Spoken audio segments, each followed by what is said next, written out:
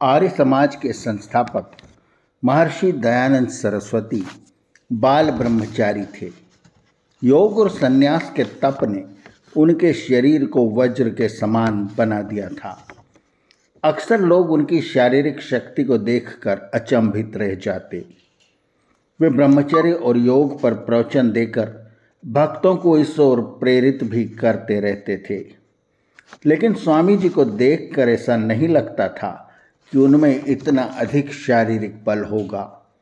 इसलिए उनकी शक्ति की परीक्षा लेने के कई उदाहरण उनके जीवन में आते हैं।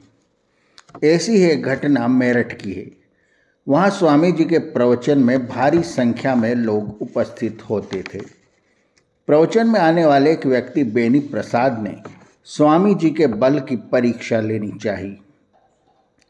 वे अपने जैसे 4-5 बलिष्ठ व्यक्तियों को लेकर रात्रि के समय स्वामी जी के पास पहुंचकर बोले, हम आपके चरण दबाना चाहते हैं।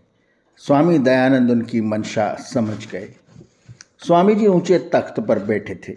वे मुस्कुरा कर बोले, यदि आप मेरे पांव दबाना चाहते हैं तो मेरे पांव उठाकर ऊपर रख दीजिए।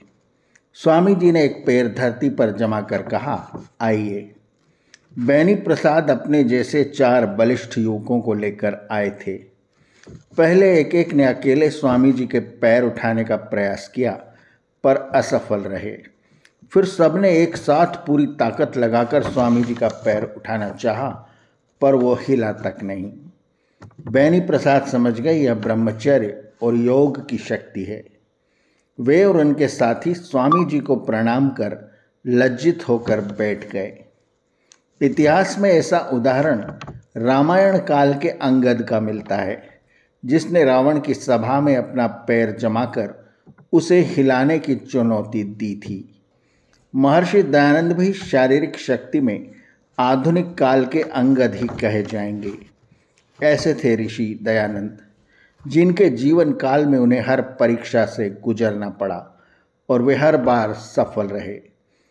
आर्यावर्त की कहानियाँ चैनल को सब्सक्राइब करें और बेल आइकन के बटन को दबाएं, ताकि हम जब आर्यावर्त की कोई नई कहानी आपको सुनाएं तो उसका नोटिफिकेशन आपको तुरंत मिल जाए। धन्यवाद। नमस्ते।